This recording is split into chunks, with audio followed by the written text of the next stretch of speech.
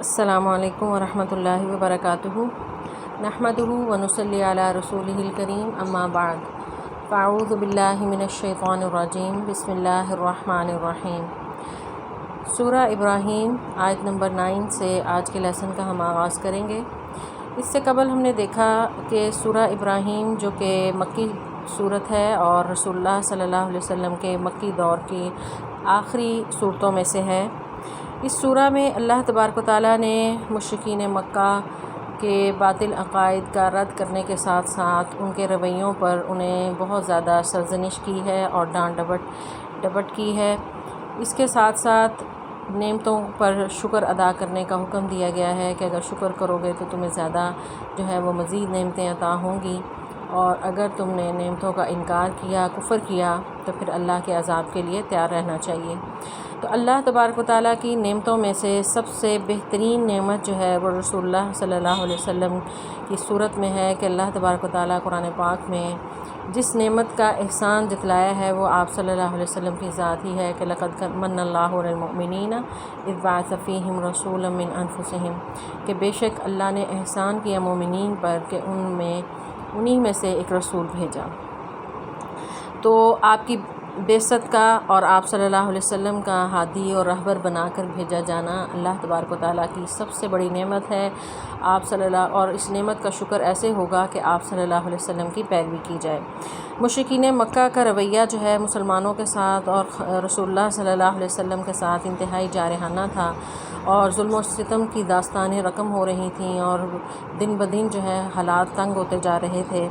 تو اس سورہ میں نہ صرف ان کی وہ اللہ تبارک و تعالیٰ نے سرزنش کی، اس کے ساتھ ساتھ مسلمانوں کو تسلی بھی دی ہے، اور سابقہ اقوام کے وہ اشارہ دے کر بتایا ہے کہ دیگر اقوام کے ساتھ بھی کا رویہ بھی اسی طرح ہی اپنے انبیاء کے ساتھ رہا، اور رسول اللہ صلی اللہ علیہ وسلم کی تسلی کے لیے ان انبیاء کا ذکر بھی کیا کہ موسیٰ اور فرعون کا پہلے ذکر ہے کہ موسیٰ علیہ السلام کے ساتھ اس کا رویہ جس قدر سخت تھا، اور ان کی قوم کے ساتھ تو اللہ تعالیٰ نے انہیں بھی نجات دے دی۔ اب اس آیت میں آیت نمبر 9 سے ہم وہ دیگر اقوام کا ذکر، جن میں سے کچھ کا نام لیا ہے اور کچھ کا نام نہیں لیا، مگر مسلمانوں کو اور رسول اللہ صلی اللہ علیہ وسلم کو خاص طور پر وہ تسلی دی جا رہی ہے۔ اللہ تبارک و تعالیٰ فرماتے ہیں، علم کیا نہیں، یاتکم آئی تمہارے پاس، نبأ خبر، الذین ان لوگوں کی جو من قبلکم تم سے پہلے تھے، قوم نوح نوح کی قوم میں سے، وعاد اور عاد میں سے، وثمود اور سمود کی قوم، والذین اور وہ لوگ جو من بعدہم ان کے بعد تھے، لا یعلمہم نہیں جانتا انہیں کوئی بھی الا اللہ مگر اللہ، جاءتہم آئے ان کے پاس بھی، رسولہم ان کے رسول، بالبینات واضح دلائل لے کر، فردو تو انہوں نے لوٹا دیا، ایدیہم اپنے ہاتھوں کو، فی افواہہم ان کے منہوں میں، وقالو اور انہوں نے کہا، انا بے شک ہم، کفرنا ہم انکار کرتے ہیں، بما ساتھ اس کے جو ارسلتم جو تم بھیجے گئے ہو، بھی ساتھ اس کے، وانا اور بے شک ہم، لفی البتہ میں شک میں ہیں، مما اس سے جو تدعوننا تم ہمیں بلاتے ہو یا دعوت دیتے ہو، الیہ اس کی طرف، مریب انتہائی شک میں ڈالنے والا یا اضطراب میں ڈالنے والے شک میں ہم مبتلا ہیں۔ اس آیت مبارکہ میں مسلمانوں کو تسلی دی جا رہی ہے کہ اس سے پہلے اقوام بھی اسی طرح کرتی رہیں۔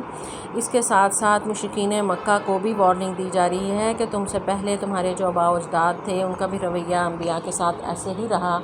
انبیاء کی تکذیب، ان کا انکار، اور ان کے ساتھ جو ان کا رویہ تھا وہ تمہارے جیسا ہی تھا اور گستاخانہ رویہ تھا۔ اور جن قوموں کا تذکرہ ہے ان میں قوم نوح، قوم عاد اور قوم سمود کا ذکر کیا ہے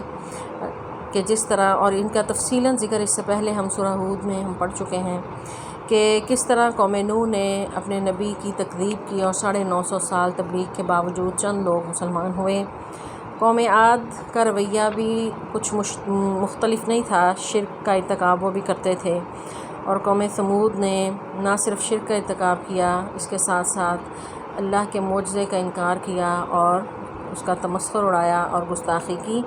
تو یہ قومیں اللہ تبارک و تعالیٰ نے صفحہ ہستی سے مٹا دیں۔ ان پر عذاب آئے، کسی کو غرق کیا گیا، کسی پر زلزلہ آیا اور کسی کو ہواؤں میں اڑا دیا گیا۔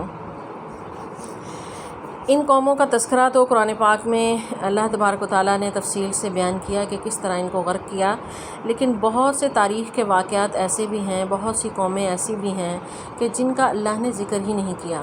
اور وہ تاریخ کے صفحات میں وہ گم ہو گئے، وہ قومیں اور وہ لوگ جنہوں نے انبیاء کی تکذیب کی، کہ آج دنیا میں کوئی ان کو جانتا بھی نہیں ہے۔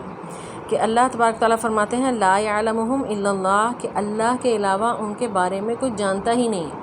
کہ دنیا سے بالکل ہی ناپید ہو گئی وہ قومیں، ان کے نام لیوا نہیں رہے، ان کا کوئی جاننے والا نہیں ہے، ان کی کوئی بھی نشانی بھی نہیں رہی کہ جس کے ذریعے ان کی تاریخ معلوم ہو سکتی۔ ہر قوم چاہتی ہے کہ اس کی تاریخ بچی رہے، اور اس کو بہت جو ہے وہ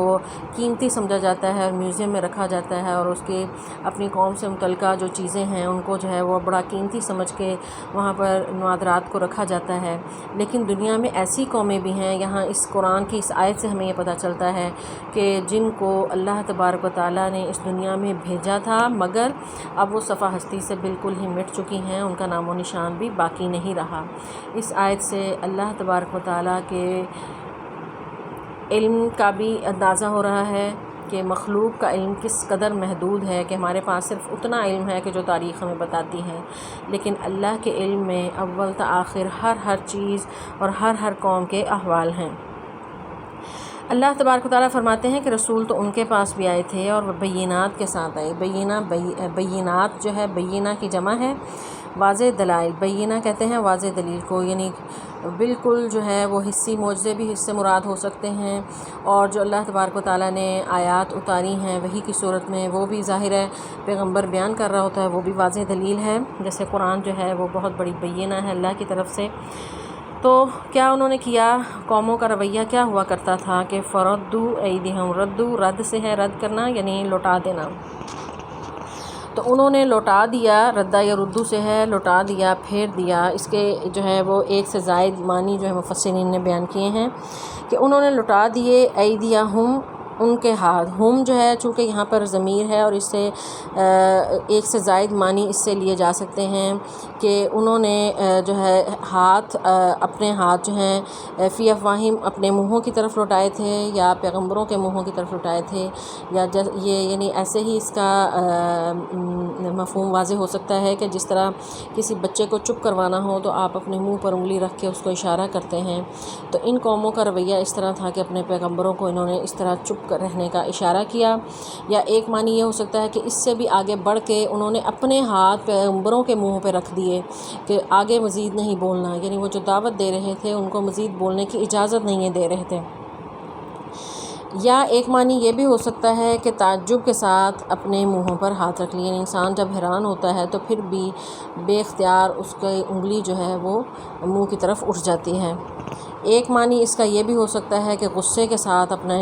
ہاتھ جو ہیں وہ اٹھا لیے اور انگلیاں جو ہیں وہ کاٹنے لگے، ناخن کاٹنے لگے، تو غصے کے ساتھ بھی انسان جو ہے وہ اپنا ہاتھ کاٹنے لگتا ہے، تو یہ معنی بھی اس سے مراد لیا جا سکتا ہے، جیسا کہ سورہ آل عمران میں اللہ نے ذکر کیا کہ علیکم الانامل من الغیظ، کہ وہ غصے سے اپنے انگلیاں جو ہیں وہ کاٹتے ہیں۔ تو اس سے یعنی یہ چاروں معنی مراد لیے جا سکتے ہیں۔ بہرحال ان کا رویہ جو ہے بے شک وہ پیغمبروں کو چپ کروانا تھا، یا غصے سے چپ کروانا تھا، یا جو ہے ان کو خاموش کروانا تھا، یا ہنسی مذاق میں بات اڑانا تھا۔ بہرحال جو بھی رویہ تھا گستاخانہ رویہ تھا۔ وقالو، اور انہوں نے کہا انا کفرنا، ہم تو انکار کرتے ہیں۔ کفر جو ہے یہاں بمعنی انکار ہے کہ ہم انکار کر رہے ہیں، ہم نئی بات مانیں گے، بما ارسلتم، جو تم بھیجے گئے ہو، وانا لفی شکن، کہ ہم تو اس شک میں ہیں۔ مریب جو ہے ایسے شک کو کہتے ہیں کہ جو بے چین کر دے، یعنی انسان انکار بھی کر رہا ہو لیکن اس کے باوجود جو ہے وہ دل بے چین ہو کہ پتہ نہیں ہے میں انکار کر کے ٹھیک کر رہا ہوں یا نہیں کر رہا ہوں۔ تو اس قسم کی آزمائش ان پر اللہ تعالیٰ نے ڈال دی کہ اگرچہ یہ انبیاء کا انکار کر رہے تھے لیکن اس کے باوجود جو ہے عجیب قسم کی کیفیت ان کے دل کی تھی، عجیب قسم کا شک جو ہے ان کے دلوں میں بٹھا دیا گیا۔ اس کا جواب جو ہے اگلی آیت میں اللہ تعالیٰ دے رہے ہیں کہ پیغمبروں نے کہا قالت، کہا رسولہم، ان کے رسولوں نے، کیا فی اللہ اللہ کے بارے میں شکن تمہیں شک ہے، فاطر السماوات والارض، فاطر یعنی پیدا کرنے والا، اس سے پہلے میں نے اس کا معنی بھی بتایا تھا کہ فاطر ایسا پیدا کرنے والا کہ جس کا پہلے کوئی نمونہ نہ ہو، کسی چیز کو دیکھ کر یا کسی میٹیریل سے وہ پیدا نہیں کرنے والا، اول پیدا کرنے والا ہے۔ آسمانوں کو اور زمین کو یعنی کچھ نہ ہونے سے اس نے پیدا کر لیا زمین و آسمان کو۔ یدعوکم، وہ تمہیں بلاتا ہے، لیغفر لکم، تاکہ وہ تمہیں بخش دے، من ذنوبکم، تمہارے گناہوں سے، ویؤخرکم، اور مہلت دے تمہیں، الی کی طرف، اجل مسمی، مقررہ وقت تک۔ قالوا، تو انہوں نے کہا، ان انتم، نہیں ہو تم، الا مگر، بشرun، ایک انسان، مثلنا، ہماری ہی طرح کے، تریدون، تم چاہتے ہو، ان یہ کہ، تصدونا، ہم سب کو روک دو، عما، اس چیز سے، کانا تھے، یعبد، عبادت کرتے، آباؤنا، ہمارے آباء و اجداد، فأتونا، تو تم سب لے آؤ میرے پاس، بسلطان مبین، کوئی واضح دلیل۔ پیغمبروں کا یہ کہنا، ان تمام پیغمبروں نے یہی انہیں جو دلیل دی تھی توحید کی، وہ کوئی فلسفیانہ نہیں تھی، کوئی مشکل نہیں تھی کہ منطق کی کوئی دلیل ہو کہ انسان کو سمجھ ہی نہ آئے۔ بہت ہی سادہ سی دلیل ہے کہ ایک ان پڑھ جاہل شخص جو ہے وہ بھی دیکھے گا تو آسمان اسے بھی نظر آتا ہے، زمین پھیلی ہوئی اس کو بھی نظر آتی ہے، تو زمین و آسمان کی پیدائش سے ہی جو ہے وہ اپنے رب کو پہچان لیتا ہے، کوئی ایک عام ان پڑھ انسان بھی۔ تو دلیل یہ دی جا رہی ہے کہ تم اس رب کا انکار کر رہے ہو جس نے زمین و آسمان کو پیدا کیا جب وہ کچھ بھی نہیں تھا، اس کائنات کو تخلیق کیا، تم اس کا انکار کر رہے ہو، اور وہ رب جو ہے وہ تمہارا اس قدر ہمدرد ہے، وہ تمہیں اپنی طرف بلاتا ہے، وہ چاہتا ہے کہ تم اس کی طرف لوٹ آؤ اور اس کو جو ہے اس سے اپنے گناہوں کی بخشش مانگو، وہ تو چاہتا ہے کہ تمہارے گناہوں کو بخش دے، لیغفر لکم من ذنوبکم، تو تمہارے گناہوں کو بخشنا چاہتا ہے۔ تو یہاں من ذنوبکم سے مراد یعنی گناہوں میں سے کچھ، یعنی تمام گناہ جو ہے یعنی نہیں، بلکہ جو تمہارے شرک کے دور میں گناہ تھے، اگر تم کلمہ پڑھ لیتے ہو تو وہ تمہارے گناہوں کو بخشنا چاہتا ہے، اور اس کے بعد بھی انسان اگر کوئی گناہ کرتا ہے تو جب توبہ کرے تو اللہ تعالیٰ ان کو بھی بخش دے گا۔ تو تمہارے گناہوں کو وہ بخشنا چاہتا ہے اور مہلت دے رہا ہے، الی اجل مسمی، اور وہ چاہتا ہے کہ تمہیں ایک مقررہ مدت تک مہلت دے۔ مقررہ مدت یعنی ہر شخص کی جو اس کی طبعی عمر لکھی ہوئی ہے اس تقدیر میں کہ اس وقت اس نے مرنا ہے، تو وہ چاہتا ہے کہ تم اپنی ایک جو زندگی دنیا کی تمہارے لیے لکھی ہوئی ہے اس کو جو ہے وہ عام نارمل جو ہے وہ اس کو پورا کرو، لیکن اگر تم نافرمانی کے کام کرتے رہے، انبیاء کے ساتھ اس طرح ہی بدتمیزیاں کرتے رہے کہ ان کو چپ کرواتے رہے اور ان کی بات سننے کو تیار نہ رہے اور شرک کا ارتکاب کرتے رہے، تو جس طرح تم سے پہلی اقوام پر جو ہے عذاب آتا رہا، تو اس طرح پھر جو ہے وہ عذاب اجتماعی طور پر پھر آئے گا اور پوری قوم جو ہے وہ اس کی لپیٹ میں آ جائے گی۔ پھر یہ طبعی موت تو نہیں ہوگی، پھر سب کی موت جو ہے اس طرح ہو جائے گی۔ تو اللہ تعالیٰ یہ چاہتے ہیں، اللہ تعالیٰ نہیں چاہتے کسی بھی جان کے ساتھ ظلم کرنا، یہ انسان ہی ہے جو اپنے اوپر ظلم کرتا ہے۔ تو یہی اللہ تعالیٰ فرما رہے ہیں کہ جو ہے اللہ تعالیٰ چاہتا ہے کہ وہ تمہارے گناہوں کو بخش دے اور تمہیں مہلت دے کہ دنیا میں تو تم طبعی زندگی لکھوا کر آئے ہو وہ زندگی گزارو، اور پھر جب یعنی تمہارا وقت پورا ہو تو پھر جو ہے وہ موت آئے تمہیں۔ تو قالو، تو اس کا جواب بھی انہوں نے کیا کہا کہ ان انتم الا بشر، کہ تم تو ہمارے جیسے انسان ہو، یعنی یہ مشرکین کا جو ہے یعنی اس طرح شیطان نے ان کی عقل پر پردہ ڈالا ہوتا ہے کہ وہ انبیاء کے بارے میں یہ سمجھتے ہیں کہ وہ کیسی جو ہے وہ مخلوق ہوگی کہ بالکل انسانوں سے الگ ہو،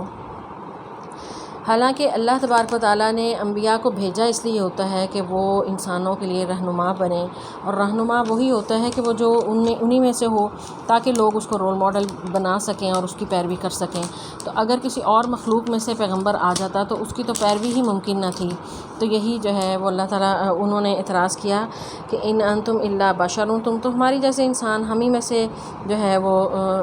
پیدا ہوئے، اور یتیم تھے رسول اللہ صلی اللہ علیہ وسلم، اور مالی لحاظ سے بھی اتنے مستحکم نہیں تھے، تو اس پر مشرکین مکہ اپنے آپ کو بڑے، ان کے سردار اپنے آپ کو بڑا سمجھتے تھے، تکبر کرتے تھے، تو کہتے تھے تم ہمارے جیسے ہو، تریدون ان تصدونا عما کان یعبد آباؤنا، تم چاہتے ہو کہ صدہ جو ہے یعنی اس کا معنی ہوتا ہے روکنا، کہ تم ہمیں روکنا چاہتے ہو کہ ہم اپنے آباء و اجداد کی پیروی نہ کریں۔ تو یہ کس قدر جو ہے یعنی فضول قسم کی ان کی دلیل تھی۔ دونوں ہی باتیں جو دونوں اعتراضات ہیں کہ ایک تو تم ہمارے جیسے ہو، تو یعنی یہ ان کے عقل اور فہم میں نہیں آتا تھا کہ ایک پیغمبر جو ہے وہ بشر ہو سکتا ہے۔ تو حالانکہ اللہ تعالیٰ فرماتے ہیں قرآن پاک میں کہ ہم نے جتنے بھی انبیاء بھیجے ہیں وہ سب کے سب جو ہیں انسانوں میں سے بھیجے، بشر تھے، آدمی تھے۔ دوسرا یہ کہہ رہے ہیں کہ تم یعنی یہ چاہتے ہو کہ ہمیں ہمارے آباء و اجداد کے دین سے روک دو، تو یہ بھی ان کی انتہائی جو ہے وہ فضول قسم کا اعتراض تھا کہ آباء و اجداد کے دین کو جو ہے انہوں نے اپنے سینے سے لگا رکھا تھا کہ یہ صرف دین کے معاملے میں ہی جو ہے یہ شیطان کا بڑا ہتھ کنڈا ہے کہ وہ انہیں اپنے رسم و رواج آباء و اجداد کے دین پر جو ہے وہ قائم رکھنے کے لیے یہ جو ہے وہ دلیل پیش کرتا ہے۔ حالانکہ دنیاوی معاملات میں دیکھیں کہ جس طرح ترقی ہوتی چلی جاتی ہے، بچے دن بدن جو ہیں یعنی دنیا کے ساتھ ساتھ چلتے ہیں، اور جبکہ اپنے آباء و اجداد اور بڑوں کو وہ سمجھنے لگتے ہیں کہ انہیں اتنی سمجھ نہیں ہے۔ آج کے دور کو ہی دیکھ لیں کہ والدین سے بچے کہہ رہے ہوتے ہیں کہ آپ کو اس ٹیکنالوجی کا کیا پتہ۔ صرف دین ہی کے معاملے میں کیوں بھیڑ چال چلی جاتی ہے کہ آباء و اجداد کا یہ تھا، تو بغیر اس کو سمجھے اگرچہ وہ غلط بھی ہوں تو ان کی پیروی کی جاتی ہے۔ تو مشرکین مکہ کا بھی یہی رویہ تھا۔ وہ کہنے لگے کہ ان تصدونا عما کان یعبد آباؤنا، کہ تم ہمیں روکنا چاہتے ہو اس پر جو جس کی ہمارے آباء و اجداد عبادت کرتے تھے۔ فأتونا، تو پھر لے آؤ ہمارے پاس بسلطان مبین، کوئی واضح دلیل۔ یعنی واضح دلیل سے مراد یہاں پر جو ہے یعنی وہ عذاب کا جو مطالبہ کرتے تھے کہ جو تم کہتے ہو ہمیں دھمکی دیتے ہو، تو پھر وہ لے آؤ پھر جو عذاب کا تم ہمیں کہہ رہے ہو۔ پھر رسول نے کیا جواب دیا؟ قالت، کہا انہیں، لہم، ان رسولہم، ان کے رسولوں نے، ان نحن، نہیں ہیں ہم، الا بگر بشر، ایک انسان، مثلکم، تمہارے جیسے، ولکن اللہ، لیکن اللہ نے، یمن، احسان کیا ہے، علی من یشاء، جس پر وہ چاہتا ہے وہ احسان کرتا ہے، من عبادہ، اپنے بندوں میں سے، وما کان، اور نہیں ہے، لنا، ہمارے لیے، ان یہ کہ نأتیکم، ہم لے کر آئیں تمہارے پاس، بسلطان، کوئی دلیل، الا، مگر، باذن اللہ، اللہ کے حکم سے، وعلی اللہ، اور اللہ ہی پر، فلیتوکل المؤمنون، مومنین جو ہیں وہ توکل کرتے ہیں۔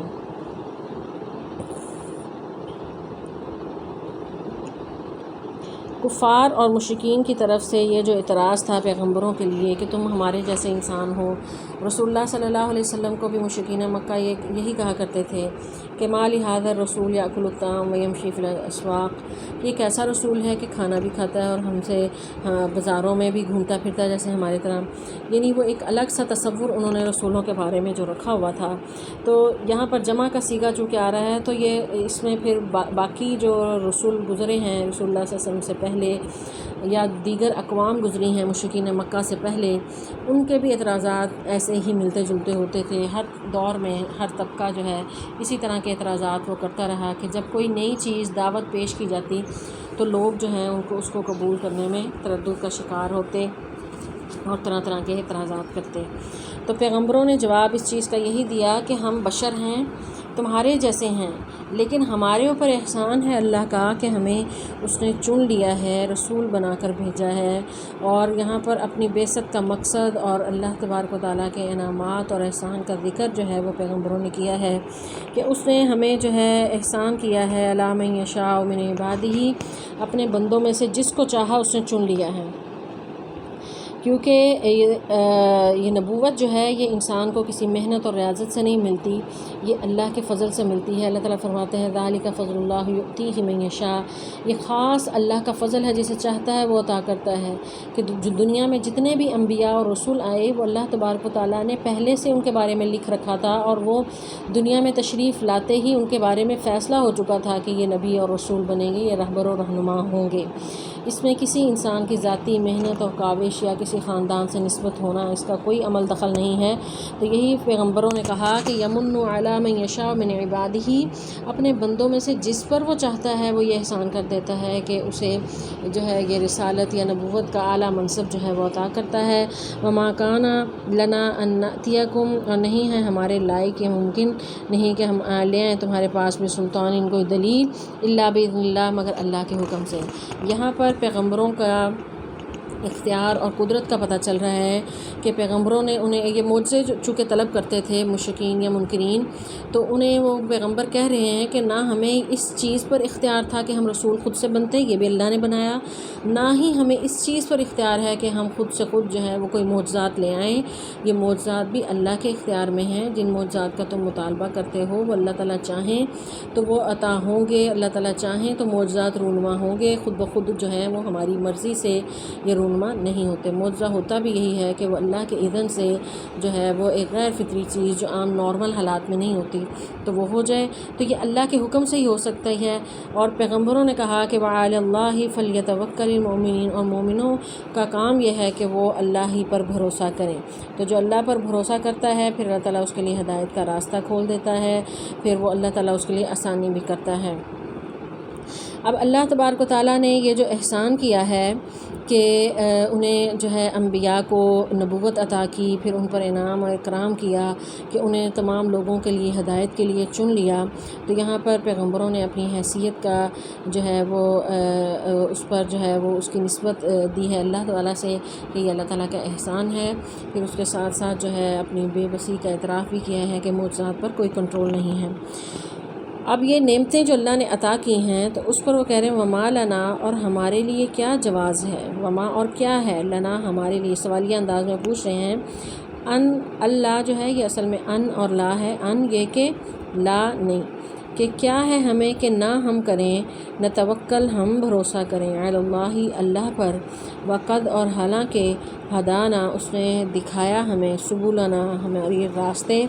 ولنصبرن اور بلا شبہ ہم ضرور صبر کریں گے، علی اوپر، ما آذیتمونا جو تم ہمیں اذیت دو گے، وعلی اللہ اور اللہ ہی پر،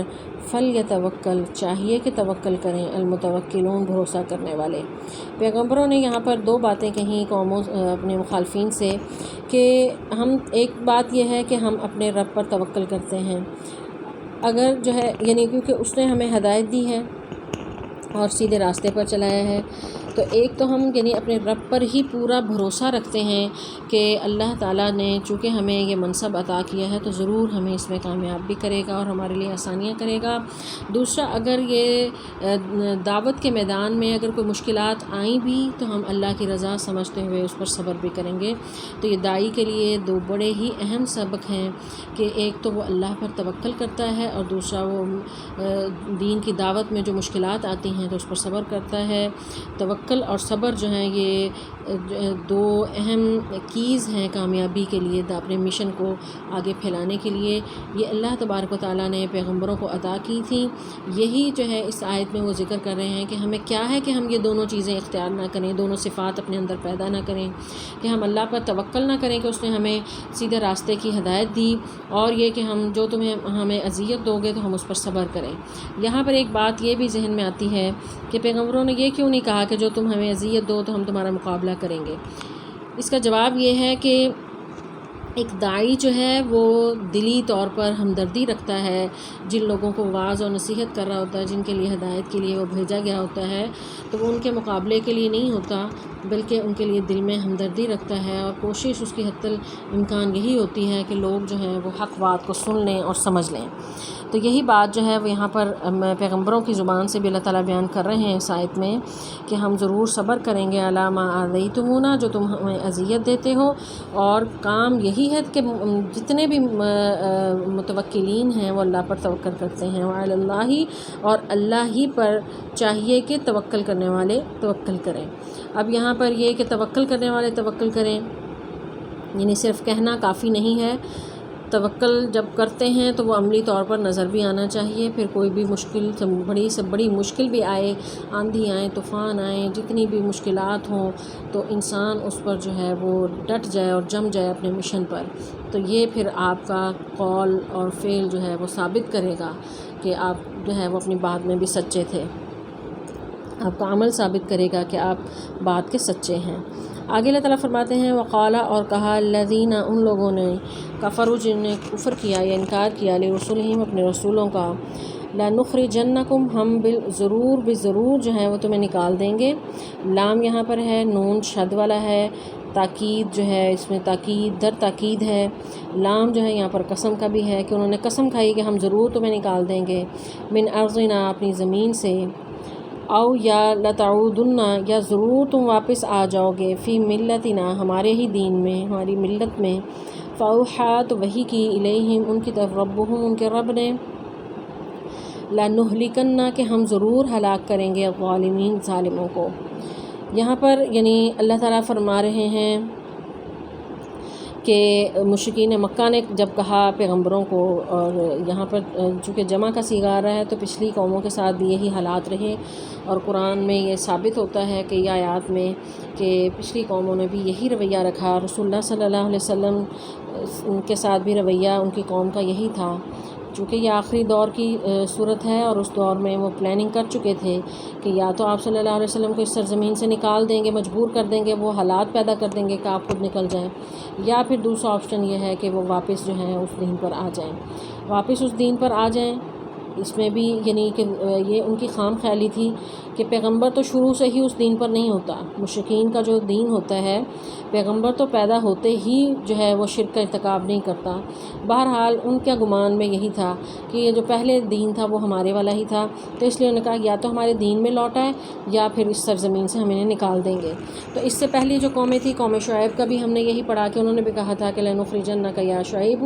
والذین آمنوا معک او لتعودن فی ملتنا، کہ اے ہم نکال دیں گے ضرور. وہاں بھی انہوں نے بھی یہی قسم کھائی تھی، شعیب علیہ السلام کی قوم نے بھی، کہ ہم ضرور نکال دیں گے شعیب اور اس کے ساتھ اہل ایمان کو، یا پھر یہ ہماری ملت کی طرف لوٹ آئیں. قوم لوط نے بھی یہی کہا تھا کہ اخرجوا آل لوط من قریتکم انہم اناس یطہرون، کہ سورہ ہود میں یہ ہم واقعات پڑھ چکے ہیں کہ انہوں نے بھی یہی کہا تھا کہ آل لوط کو جو ہے اپنی بستی سے نکال دو کہ یہ بڑے پاک باز بنتے پھرتے ہیں. تو رسول اللہ صلی اللہ علیہ وسلم کے بارے میں مشرکین مکہ یہی کچھ پلان کر رہے تھے. تو اللہ تعالیٰ نے فرمایا کہ آپ کو گھبرانے کی ضرورت نہیں ہے. فاوحیٰ پھر اللہ تعالیٰ اپنے پیغمبروں کو، چونکہ توکل کی بات پیچھے گزری ہے تو اللہ تعالیٰ پہلے آزماتے ہیں، اس کے بعد جو ہے وہ پھر آزمائش پہ پورے اتر آتے ہیں جب اللہ کے بندے اور مومنین، تو پھر اللہ تعالیٰ ان کے دل میں تسلی بھی دیتے ہیں اور ان کو جو ہے سکون اور اطمینان عطا کرتے ہیں. تو خاص طور پر اپنے پیغمبروں کے ساتھ پھر اللہ کا رویہ یہ ہوتا ہے کہ جب معاملات اور حالات جو ہیں وہ کنٹرول سے باہر ہو رہے ہوتے ہیں اور مخالفت اور شدت تک پہنچ چکی ہوتی ہے، تو پھر اللہ تعالیٰ جو ہے اپنے پیغمبروں کو تسلی دیتے ہیں وحی کے ذریعے کہ فاوحیٰ الیہم ربہم، پھر وحی کی ان کے طرف جو ہے ان کے رب نے کہ نکلنا جو ہے ہلاکہ سے ہے، ہلاک کرنا، کہ ہم ہلاک کر دیں گے الظالمین ظالموں کو. کہ آپ کو پریشان ہونے کی ضرورت نہیں ہے. یہ جو بھڑکے مار رہے ہیں ہم نکال دیں گے، دین میں واپس لے آئیں گے، یہ جو ہے انہیں کر لینے دیں. اللہ تعالیٰ جو ہے وہ رسی دراز کرتا ہے ایسے کافروں کی، دیکھنا چاہتا ہے کہ وہ کس انتہا تک پہنچتے ہیں. تو جب انتہا پر پہنچ جاتا ہے کوئی تو پھر اللہ تعالیٰ رسی کھینچتے ہیں اور پھر وہ پوری طرح جو ہے ان قوموں پر عذاب آتا ہے.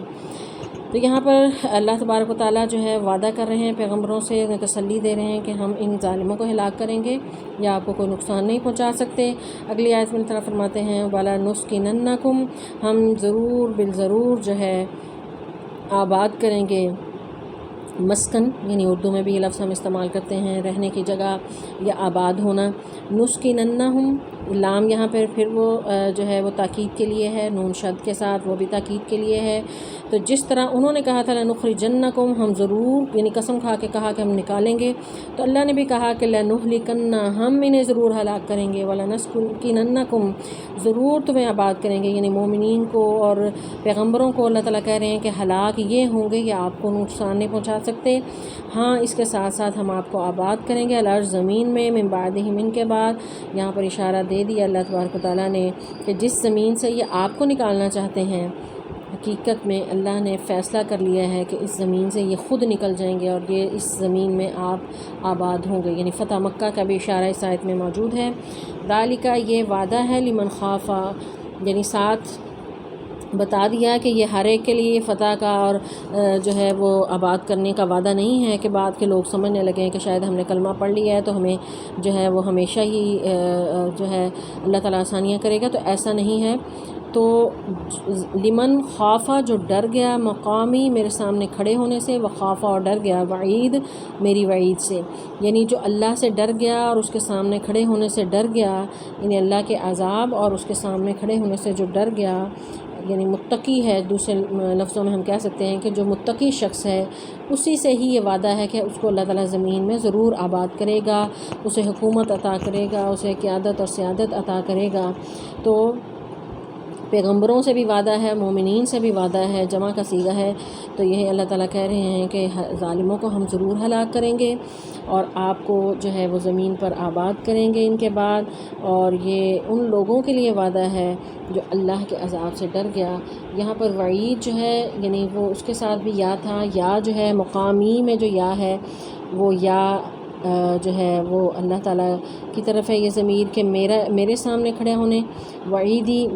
میری وعید اس کا معنی ہے، لیکن یہاں پر یا جو ہے وہ حذف کیا گیا ہے، لمن خاف مقامی جو میرے سامنے کھڑے ہونے سے ڈر گیا، وخاف وعید اور ڈر گیا میرے وعید سے، یعنی اللہ کے سامنے کھڑے ہونے سے جو ڈر جائے اور تقوی پیدا کر لے تو اللہ تعالیٰ کی مدد اور نصرت جو ہے ایسے لوگوں کے ساتھ ہوتی ہے، اور ایسے لوگوں کو ہی اللہ تعالیٰ حکومت اور قیادت اور سیادت عطا کرتے ہیں۔ تو یہی اقبال نے بھی کہا تھا کہ فضائے بدر پیدا کر فرشتے اتر سکتے ہیں تیری نصرت کو کتار اندر کتار اب بھی، یعنی انسان جو ہے وہی جذبہ، وہی جوش اور جو ہے وہ تقوی اگر اختیار کر لے جو اصحاب بدر نے اختیار کیا تو آج بھی اللہ کی مدد جو ہے وہ اتر سکتی ہے۔ آگے اللہ تعالیٰ فرماتے ہیں وَاسْتَفْتَحُوا، تو سب رسولوں نے فتح مانگی یا وہ سب نے مدد مانگی، نصرت طلب کی، کیونکہ استفتح جو ہے فتح کا معنی جو ہے اس کے دو معنی ہیں، یا اس کا مطلب جو ہے وہ مدد اور نصرت طلب کرنا، یا اس کا مطلب جو ہے ایک فیصلہ مانگنا، یعنی مدد اور نصرت طلب کی یا پھر فتح طلب کی، فیصلہ مانگا۔ تو کنہوں نے مانگا اس کے بارے میں مفسرین کی جو ہیں وہ مختلف آراء ہیں کہ یہ فتح جو طلب کی تھی یہ مشرکین کی طرف سے تھی کیونکہ وہ اپنے آپ کو درست سمجھتے تھے، یا پھر یہ پیغمبروں نے اللہ سے فیصلہ مانگ لیا تھا کہ اللہ تو فیصلہ کر دے، یا مشرکین نے کہا کہ اللہ تو فیصلہ کر دے، جیسا کہ قرآن پاک میں ایک اور جگہ بھی ہے، تو انہوں نے کہا کہ اگر یہ سچا نبی ہے تمہارے اوپر جو ہے وہ کوئی آسمان سے عذاب آ جائے اور یہ فیصلہ ہو جائے۔ تو یہاں پر جو ہے اس چیز کا یعنی یہ چار معنی جو ہے اس میں لیے جا سکتے ہیں کہ فتح مانگی پیغمبروں نے یا مشرکین نے، مدد مانگی پیغمبروں نے یا مشرکین نے، یعنی مشرکین نے تو ظاہر ہے اپنے جو ان کے الہ بنا رکھے تھے ان سے مدد مانگی۔ تو کیا ہوا، بہرحال جو بھی معنی اس کا لیا جائے، چاروں معنی یہ قرآن کا اعجاز ہے کہ ایک ہی لفظ میں جو ہے وہ کئی معنی اس سے مراد لیے جا سکتے ہیں کہ پیغمبروں نے فتح و نصرت طلب کی تو اللہ نے ان کی دعا قبول کر لی، وہ خوابہ اور ہو گیا ناکام، کلو ہر جبار سرکش عنید ضد کرنے والا۔ تو پیغمبروں نے جب اللہ سے مدد طلب کی یا فتح طلب کی تو جتنے بھی جابر اور سرکش اور ضدی کفار تھے وہ سب کے سب جو ہیں وہ اللہ تعالیٰ نے انہیں ذلیل اور رسوا کر دیا۔ ایک معنی تو یہ ہوا، یا اگر مشرکین نے فتح طلب کی، انہوں نے کہا کہ سورہ انفال میں طرف فرماتے ہیں وَإِذْ قَالُوا اللَّهُمَّ إِنْ كَانَ هَذَا هُوَ الْحَقُّ، انہوں نے کہا، مشرکین نے کہا کہ اے اللہ اگر یہ سچ ہے، یہ نبی من عندک تیری طرف سے ہے، فَأَمْطِرْ عَلَيْنَا حِجَارَةً مِّنَ السَّمَاءِ وَائْتِنَا بِعَذَابٍ أَلِيمٍ، تو پھر تو آسمان سے ہمارے اوپر کوئی پتھر برسا یا پھر ہمارے اوپر عذاب علیم لے، یعنی ایسے بدبخت تھے کہ خود عذاب طلب کرتے تھے۔ تو اگر یہ مفہوم مراد لیا جائے تو اس سے بھی یعنی جب جیسے ہی انہوں نے یہ دعا کی، فیصلہ طلب کیا اللہ سے، تو اللہ نے پھر فیصلہ کر دیا، اور ان میں سے جتنے بھی جبار تھے، سرکش تھے، ضدی تھے، اور وہ بدر کے موقع پر ہم نے دیکھا کہ انہیں منہ کی کھانی پڑی، اور ان کے 80 سردار جو ہیں اوندھے منہ بدر کے کنویں میں پڑے ہوئے تھے، اور بڑے بڑے ان کے نامور سردار عتبہ، شیبہ، ولید، ابو جہل جیسے جو ہے جو تکبر اور غرور کرنے والے تھے اور سب سے زیادہ انکار میں آگے اور رسول اللہ صلی اللہ علیہ وسلم کے خلاف سازشیں کرنے میں آگے تھے، تو اللہ تعالیٰ نے جو ہے انہیں ذلیل اور رسوا کیا۔ تو جبار، سخت سرکش، عنید ضد کرنے والا، تو سرکش اور ضدی جو کافر تھے انہیں اللہ نے ناکام و نامراد کیا، ان کو سزا دی، یا پھر یعنی یہ انبیاء کی دعا تھی یا مشرکین کا جو ہے وہ طلب کرنا تھا یعنی فیصلہ، تو اللہ تعالیٰ نے پھر فیصلہ کر کے جو ہے وہ ان کے سامنے جو ہے وہ فیصلہ رکھ دیا۔ پھر یہ جو جبار اور عنید لوگ ہیں وہ صرف یہ نہیں ہے کہ ناکام ہی ہوئے، اس کے بعد کیا ہوا، من ورائہ، اس کے پیچھے جہنم و جہنم ہے، ویسقا، اور پلایا جائے گا، من ماء، پانی سے، صدید، پیپ والا۔ یعنی یہ دنیا کا عذاب ہی نہیں ہے بلکہ اس دنیا کے عذاب کے بعد بھی ان کے ساتھ بڑا کچھ ہونے والا ہے۔ وراء کا لفظ جو ہے یعنی اس کے متعدد معنی ہیں، اس کا معنی پیچھے کے بھی ہوتے ہیں، سامنے کے بھی ہوتے ہیں اور برابر کے بھی ہوتے ہیں۔ بہرحال یہاں پر معنی جو ہے اس کے آگے کے ہیں، یعنی جب دنیا ختم ہو گئی، دنیا میں تو انہیں وہ ناکام ہوئے ہیں، خوابہ کا لفظ پچھلی آیت میں ہے، تو ناکام ہوئے دنیا میں، لیکن اس دنیا میں سے جانے کے بعد، مرنے کے بعد کہانی کا اختتام نہیں ہوا۔ اس کے بعد جب یہ اٹھیں گے قیامت کے دن، پھر ان کے ساتھ جو ہے اس سے بھی برا ہونے والا ہے، وہاں پر ان کا ٹھکانہ جو ہے وہ جہنم ہوگا۔ ویسقا، اور پلایا جائے گا انہیں، من ماء، پانی، صدید، پیپ والا۔ صدید جو ہے صدہ سے ہے، صدہ کا معنی ہوتا ہے یعنی ایسی پیپ جس میں خون اور کچلو ہو، یعنی ایسا زخم جو بھی اسکن کے اندر ہو، بہہ نہ رہا ہو، تو اس قسم کی پیپ جو ہے انہیں بطور مشروب جہنمیوں کو دی جائے گی، اور یہ پیپ بھی انہی کے اپنے جسموں کی ہوگی کہ جلنے کے بعد جو ان کے زخم ہوں گے ان میں پیپ پڑ جائے گی اور وہ بہہ بہہ کر نکل رہی ہوگی، اور یہ جہنمیوں کو جب بھی آگ میں جلتے ہوئے پیاس لگے گی تو یہ وہاں پر پانی طلب کریں گے، تو پھر اللہ تعالیٰ جو ہے ان کے جسموں سے نکلنے والی یہ رطوبت ہے یہ ان کو پلانے کو دیں گے۔ تو یہ جو ہے مشرکین کو اللہ تعالیٰ جو ہے جو وعدے کر رہے تھے، جو قسمیں کھا رہے تھے کہ ہم انہیں نکال دیں گے، تو اللہ تعالیٰ بتا رہے ہیں کہ ان کا انجام جو ہے کیا ہونے والا ہے، دنیا میں بھی اور پھر آخرت میں بھی۔ آگے اللہ تعالیٰ فرماتے ہیں وَيَتَجَرَّعُهُ، اور وہ مشکل سے گھونٹ اسے پیے گا۔ اب ظاہر ہے اس طرح کا مشروب جو ہے وہ خوش دلی سے تو نہیں پیے گا، لیکن وہ آگ اور گرمی اور پیاس اس کی وجہ سے جو ہے وہ مجبور ہوگا کہ وہ کسی طرح اپنی پیاس کو بجھائے، تو وہ اس کو کوشش کرے گا کہ وہ ایک گھونٹ جو ہے وہ پی لے۔ جرعہ جو ہے وہ یعنی ڈراپ کو کہتے ہیں، جیسے کسی بچہ جو دوائی نہیں پی سکتا زیادہ اور اس کو پھر ڈراپس کے ساتھ جو ہے وہ دوائی دی جاتی ہے کہ کچھ نہ کچھ اس کے اندر چلا جائے، تو یہ ڈراپ کر کے جو ہے ان کو دیا جائے گا۔ وہ اس قدر گرم اور جھلستا ہوا وہ مشروب ہوگا کہ وہ ڈراپ کی شکل میں انہیں دیا جائے گا، اور ایک ایک قطرہ ان کے حلق سے اتارنا ان کے لیے مشکل ہوگا، اور اس کے لیے ان کے پاس جو ہے وہ کوئی آلٹرنیٹ بھی نہیں ہے، اس لیے ان کو پینا ہوگا۔ ولا یکاد، اور نہ قریب ہوگا، یسیغہ، اس کو حلق سے اتارنا، ویأتیہ، اور آئے گی اس کے پاس، الموت، موت، من کل مکان، ہر طرف سے، وما ہوا بمیت، اور ہرگز مرنے والا نہیں ہوگا، من ورائہ، اس کے پیچھے ہے، عذاب، عذاب، غلیظ، بہت ہی سخت۔ غلیظ کا معنی یہاں پر سخت کے ہیں۔ اہل جہنم جو ہیں ان کا اللہ تعالیٰ تذکرہ کر رہے ہیں یہاں پر کہ وہ دنیا میں جو ایسے سرکش اور ضدی اور عناد رکھنے والے لوگ ہیں ان کو اللہ تعالیٰ جہنم میں ڈالیں گے، اور مشروب کے طور پر ان کو جو ہے وہ پیپ اور کچلہو اور خون ملا ہوا جو ہے وہ پانی ان کو دیا جائے گا مشروب، اور اس کو ان کے لیے پینا اگرچہ دشوار ہوگا لیکن بہرحال آپشن کیوں نہیں، کوئی اور نہیں ہوگا تو وہ مجبوراً جو ہے اس کو پئیں گے، اور وہ ڈراپس کی شکل میں ان کے حلق میں اتارا جائے گا، اور قریب ہوگا کہ وہ حلق سے جو ہے ان کے لیے مشکل اتارنا اتنا ہوگا، یہ حلق سے اتارنا، یہ جو ان کو مشروب دیا جائے گا کہ انہیں ایسے لگے گا کہ جیسے موت آ رہی ہے، لیکن حالانکہ دنیا میں دیکھا جائے تو موت جو ہے وہ سب سے تکلیف دہ عمل جو ہے وہ موت ہے، لیکن وہاں انہیں موت، ان کی زندگی ایسی ہوگی کہ موت انہیں زیادہ آسان لگے گی، اور ہر طرف سے موت انہیں اپنی طرف آتی دکھائی دے گی۔ اللہ تعالیٰ فرماتے ہیں وَيَأْتِيهِ الْمَوْتُ مِنْ كُلِّ مَكَانٍ، ہر طرف سے موت جو ہے انہیں نظر آتی ہوگی، اور وہ موت مانگ بھی رہے ہوں گے۔ قرآن پاک میں ایک اور جگہ ذکر ہے کہ وہ جہنمی جو ہے وہ کہیں گے کہ ہمیں موت ہی آ جائے، لیکن قیامت کے دن تو موت کو بھی موت آ جائے گی۔ اللہ تعالیٰ حدیث میں ہے کہ مینڈھے کی شکل میں موت کو لایا جائے گا، اور اس کو جنت اور جہنم کے درمیان رکھ کر جو ہے اس کو ذبح کر دیا جائے گا کہ اس کے بعد کی زندگی ہمیشہ ہمیشہ کی زندگی ہے۔ تو اللہ تعالیٰ فرماتے ہیں وما ہوا بمیت، وہ ہرگز مرنے والے نہیں ہیں۔ یہ اسی پر بس نہ کریں یہ جو پانی انہوں نے اس طرح کا پی لیا اسی پر یہ موت مانگ رہے ہیں، ابھی تو امتحان اور بھی بڑے باقی ہیں۔ من ورائہ، اس کے بعد جو ہے عذاب غلیظ بھی چکھنا ہے۔ عذاب غلیظ کیا ہے؟ اس کی مختلف صورتیں قرآن پاک میں اور احادیث میں مذکور ہیں، اور قرآن پاک میں جو ہے وہ اللہ تبارک و تعالیٰ سورۃ الدخان میں فرماتے ہیں کہ ان شجرۃ الزقوم، کہ زقوم کا درخت بھی انہیں پینا ہے، وہ کانٹے دار تھوہر کا درخت جو ہے انہیں پینا ہے۔ طعام اثیم، یہ ہے گناہ گاروں کا کھانا۔ کالمہل یغلی فی البطون، کہ پگھلے ہوئے تانبے کی طرح جو ہے ان کا اترے گا اور پیٹ میں کھولتا ہوا یہ اترے گا، اور کہا جائے گا کہ انہیں پکڑو اور بھڑکتی آگ کے درمیان دھکیل کر لے جاؤ۔ اور پھر اللہ تعالیٰ فرماتے ہیں کہ ان کو جو ہے ثم صبوا فوق رأسہ من عذاب حمیم،